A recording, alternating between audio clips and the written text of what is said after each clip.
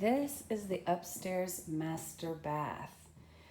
So I may include some pre-construction pictures. First of all, the walls are Pepto-Bismol pink. Absolutely horrid. Maybe done a certain way, okay, but not fantastic.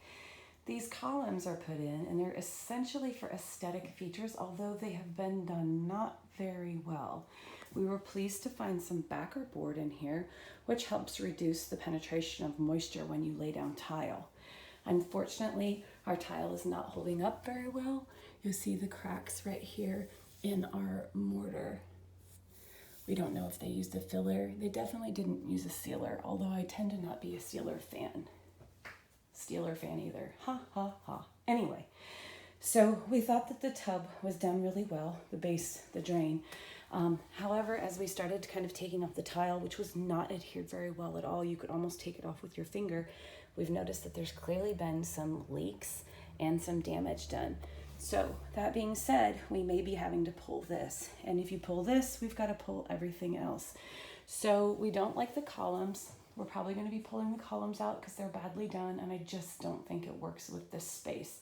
This is going to be my mom's living area, and so she will make the final calls on this, but still, I do have some strong feelings. Number one, this tub is fantastic, but it does not fit the space. It's huge, awesome, but yet it's not easily accessible in and out. And when you're talking about maybe older people that aren't as nimble or able-bodied to get in and out, and my mom is older, but she's plenty able-bodied, these are questionable, especially if you have a space that may become an Airbnb. I think this is just obnoxious for this area, and it just takes up so much room. I hate the layout. This is a ton of unused negative space, so I really think that we need to be pulling the shower over to here, especially if she's going to continue to use this tub, which she does want and love.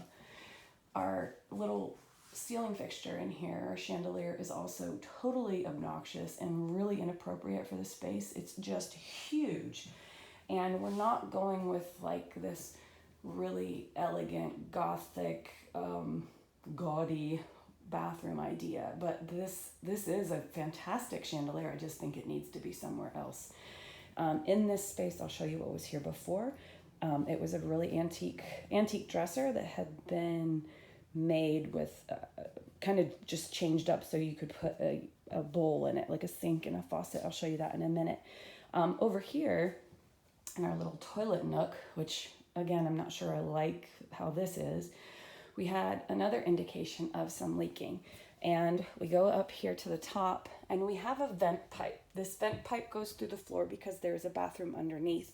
And we think that this leak has been from the vent pipe of that toilet downstairs. Disgusting. But anyway, that vent pipe was not actually sealed and it was gapped. So you can imagine when this section was put in 2006, that little gap over 15-year time, it's not surprising that we have what appears to be some moisture damage coming down the wall.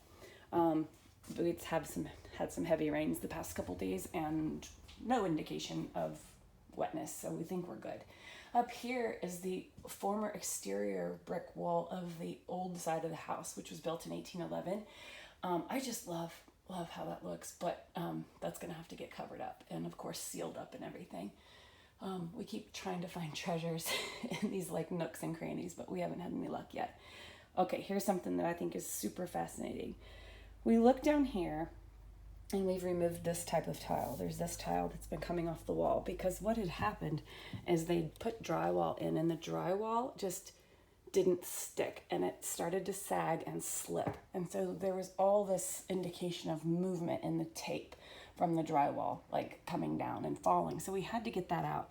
So remove the tile, remove the drywall. Now look how freaking cool this is. And I don't know if you'll be able to see it really well, but there's so many layers of like older wallpaper. Now, this makes me think that there actually was something built on the outside of this home prior to 2006, and here's why, okay? You have this, we have this wallpaper right here. Okay, this is definitely an older style and it feels a lot older, but then even under this, then we have these trees. Look at this. This is fascinating, and I would love to research and find out what or where, maybe find this pattern. I know some people specialize in it, but how neat. So this clearly was something. And then even more, like this, okay, we've got this, I think it's like the similar flowers, but you can't, there's the tree that's under these, and then you come over here and we have this pattern, but I don't think this pattern here, I feel like this may be even under this anyway, because it's different. It's a different kind of floral pattern than this, or maybe it's not, maybe it's just, I can't totally tell. But how cool is this? That's just very, very neat.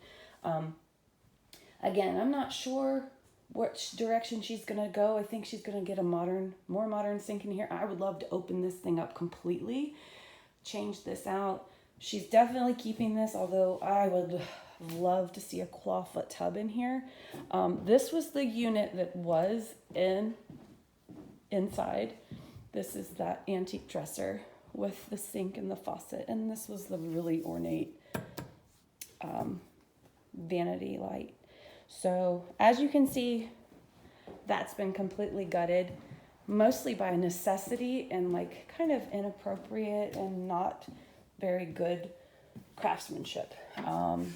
Lots of stuff is funky. Even up here, it's, you see how our trim has been cut